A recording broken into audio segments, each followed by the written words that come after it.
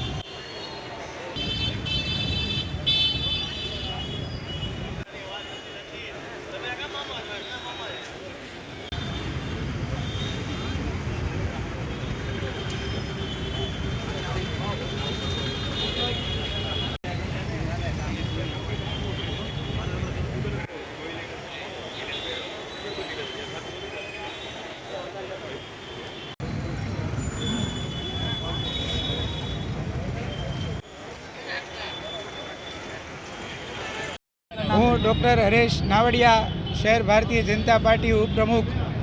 આજે ભારતીય જનતા પાર્ટી ભાવનગર મહાનગર દ્વારા ઘોઘાઘાટ ખાતે અહીં એક મૌન ધરણાનું આયોજન કરવામાં આવેલું છે।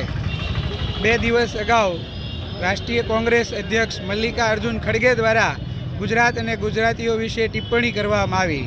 આ અનુસંધાને આજે અહીંયા મૌન ધરણાનો કાર્યક્રમ છે। ગુજરાતની ધરતીએ સરદાર વલ્લભભાઈ પટેલ, મહાત્મા ગાંધી, દયાનંદ સરસ્વતીજી, નરેન્દ્રભાઈ મોદીજી, અમિતભાઈ શાહ આવા વીર સપૂતોને જન્મ આપ્યો છે કે જેમણે પોતાનું જીવન છે એ દેશને સર્વોચ્ચ સ્થાન માટે લઈ જવા માટે પોતાનું યોગદાન આપ્યું છે। તો આ ધરણા અને પ્રેસ મીડિયાના માધ્યમથી હું ગુજરાતની જનતાને કહીશ કે આ કોંગ્રેસને આગામી દિવસોની આપણી ચૂંટણીની અંદર એવો કરકરો જવાબ આપવો જોઈએ કે 7 જન્મ સુધી આપણા ગુજરાતીઓનું આવા કોંગ્રેસીઓ કે આપણું નામ ન લઈ શકે। વંદે માતરમ, ભારત માતા કી જય।